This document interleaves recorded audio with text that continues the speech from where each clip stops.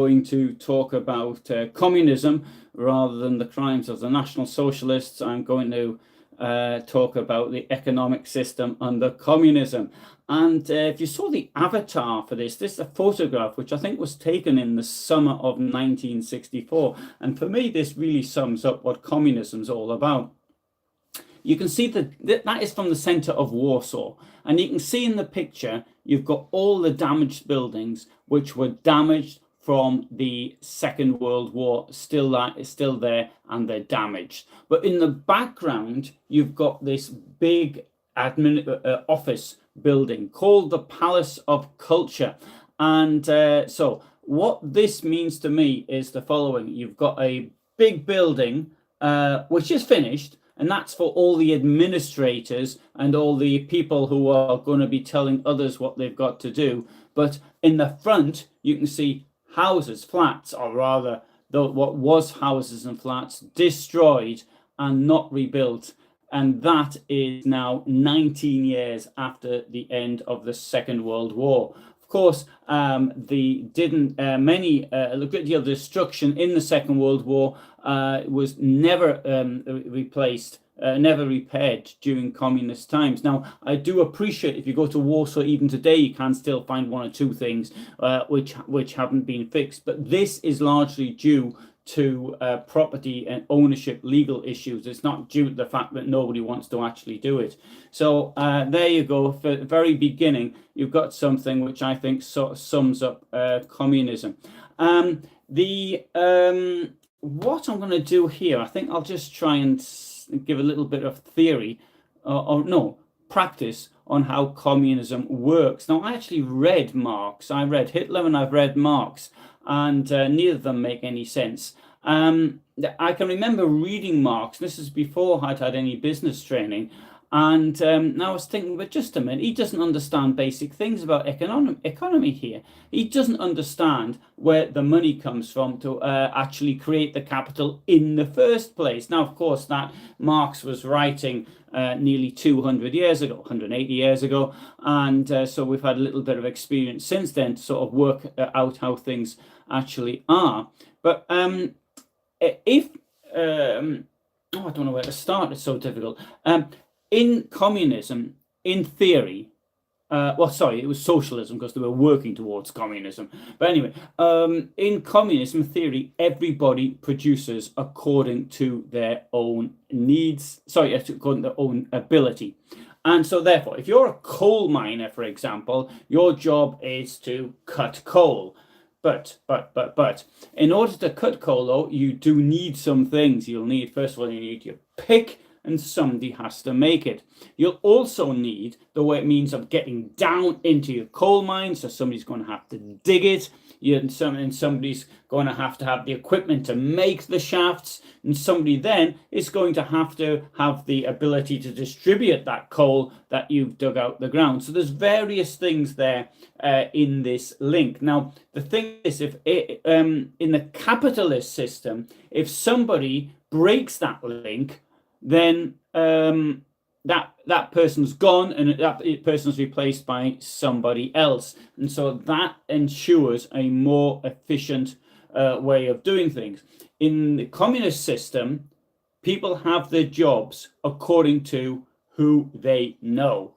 And so, and not how good you are at actually doing things. And that is the reason why nothing seems to work in them.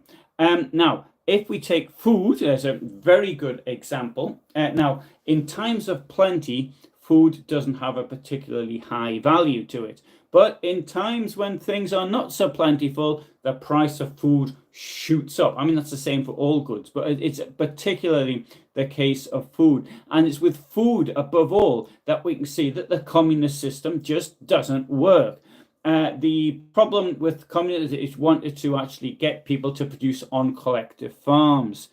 And now, but to go well back before that, there's a book called Russia 1919. It's written by somebody called Arthur Ransom, who wasn't negatively disposed towards the Russian Revolution. In fact, I don't suppose I would have been actually at the very beginning either, quite honest. And as you can see, I'm not so keen on the idea of communism. Now, one of the interviews that Arthur Ransom has when he is in Russia, so he went from he crossed the border from Finland, he went to Petersburg or Petrograd, he wasn't Leningrad yet. Then he went to Moscow, he was in Kharkiv, and he was in other places as well. But in one place, he actually meets Zinoviev. So he's one of the leaders of the Russian Revolution. Now, I can't quite remember the exact figures that were quoted, but Zinoviev says that they won't get to a socialist economy until the farmers start selling their eggs at the intervention prices. So there was two things. There was an intervention price, which is heavily subsidized, and say that the intervention price in this case was 5 kopecks, for argument's sake. I can't remember the exact figures. And the farmers are trying to sell the eggs at 1 ruble each, which is the market value. Now, Zinoviev was arguing that the farmers had to sell their eggs at 20 times less, 20 times lower than their actual value. Now, of course, that's fair enough if the farmers are getting all their other things, so they're getting their feed and their equipment or whatever else they need at 20 times less the value, then that might work. But I think it probably wouldn't work, because within the communist system, the capitalist system will always be there. Indeed, in my opinion, communist system, and having seen it firsthand, I lived in Poland, communist Poland, I believe that it's only an exaggerated form of capitalism. It's sort of like capitalism without the checks that we have in a capitalist society. So when you take that one, the joke often is, here's a joke that came from East Germany. A friend of mine told me it. He was a lot older than me, escaped in 1961. I think I mentioned him yesterday or the day before. He said the following was a joke. There was what's the difference between socialism and communism? And so, well, a socialism is when you have to wait in a queue for 14 hours to buy meat. And communism is when you can't get meat at all. So sorry, I probably got my timing there wrong, but anyway, I'll work on the joke a bit. So the problem, I think, is this with communism: if somebody has to decide how much work one person has to do and how much they have to actually produce.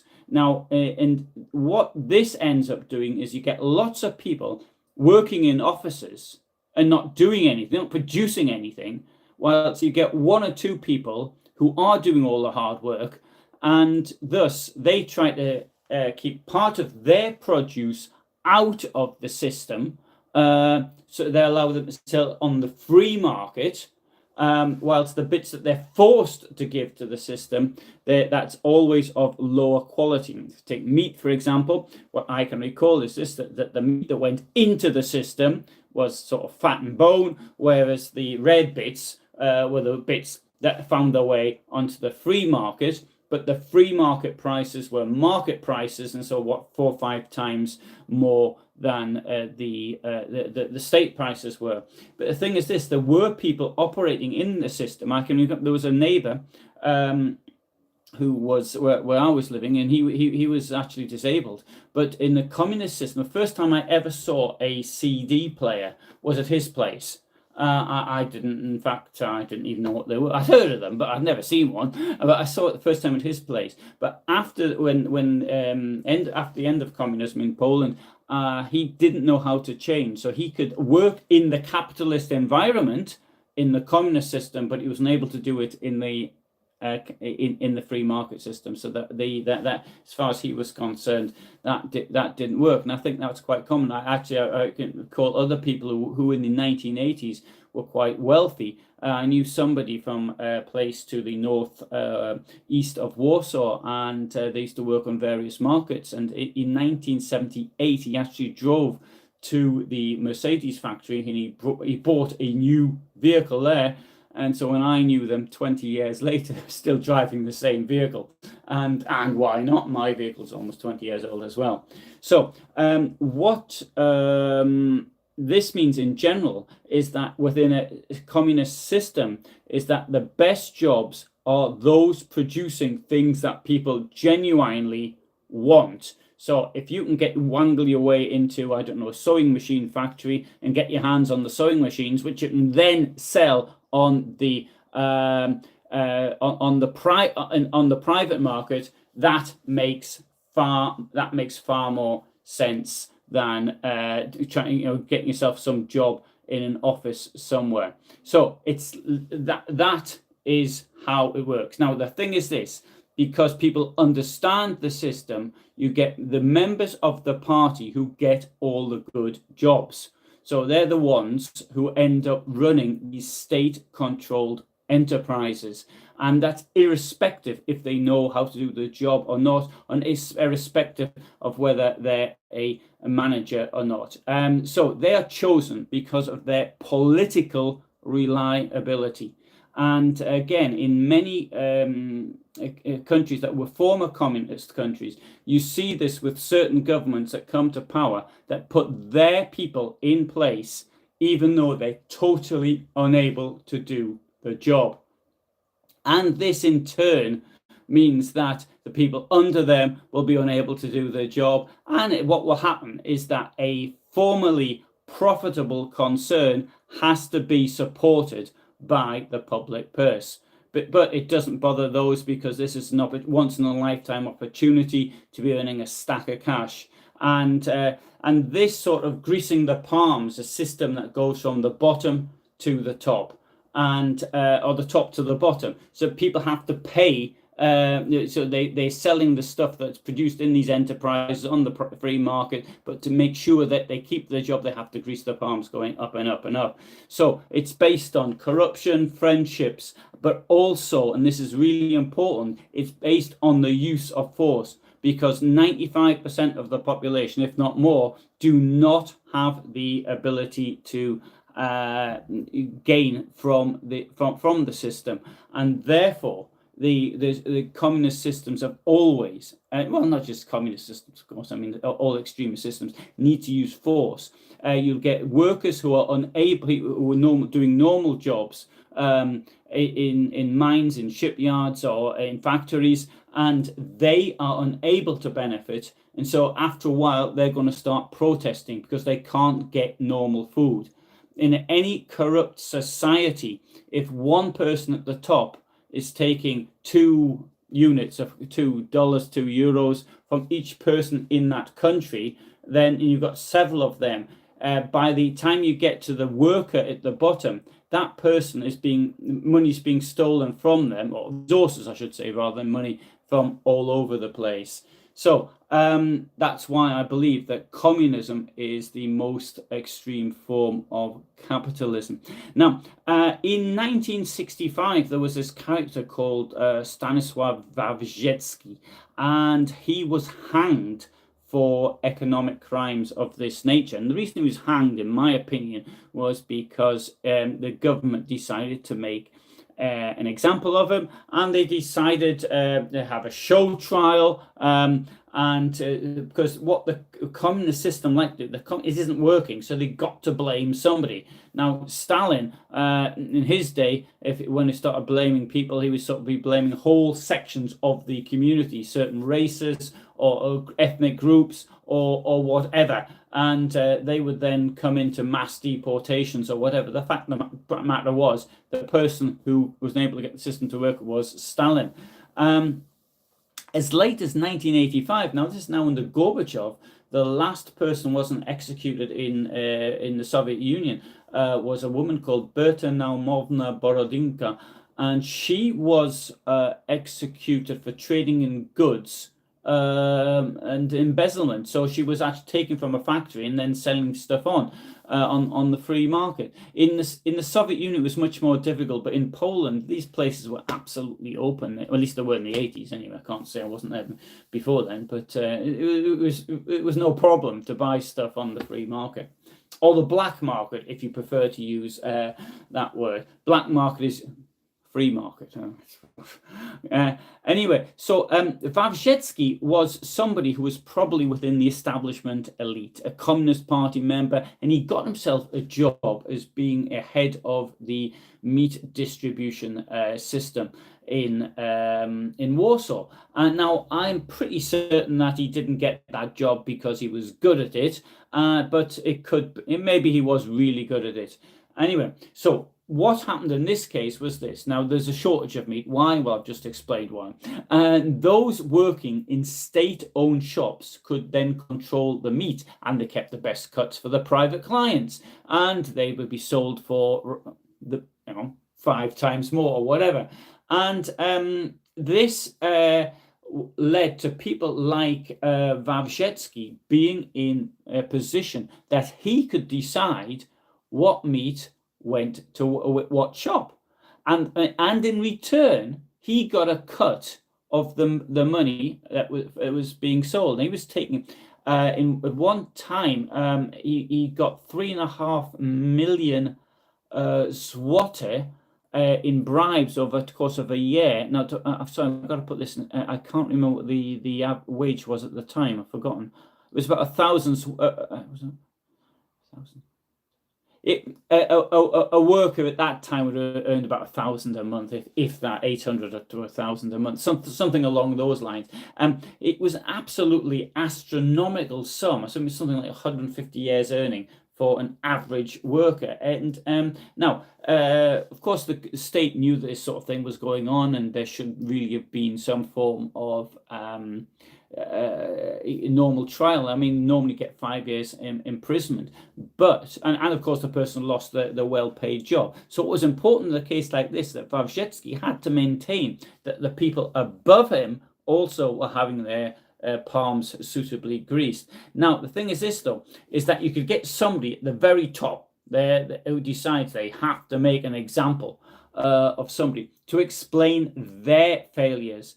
And that is what happened in his case. He went off to Bucharest on some kind of a business visit. On the 18th of April 1964, he was returning, say Budapest, or say it's Bucharest. And he was arrested at Okęcie Airport in Warsaw, the main airport. And so he was held for 9 months. And whilst they were deciding what to do with them, and then they decided they were going to have a summary trial. Now, this was illegal even under the Polish People's Republic's laws. And the thing of the summary trial also meant there was no possibility of appeal. Now, you wouldn't have a summary trial is normally if you have something, you've got to do something immediately in a sort of a military situation or something like that. And anyway, the presiding judge was somebody called Roman Krzyża, and he sentenced Wawrzecki to death on the 2nd of February 1965. And so the only hope, therefore, after this was he had to make an appeal for clemency, but that went to the president, and that was refused. And so on the 19th of March 1965, Wawrzecki was hanged in Mokotów prison in Warsaw. This was the last hanging for an economic offence in Poland. There were hangings after that, but they were for murderers. And Poland is now, well, every country in the European Union it can't have the death penalty anyways. But so it was abolished, I think it was 1992, if I remember rightly, or sometime around then. Anyway, so this verdict was actually appealed. So it was overturned by the Supreme Court on the 27th of July 2004. And not only that, the son of Wawrzecki actually sued the state for 500,000 zloty.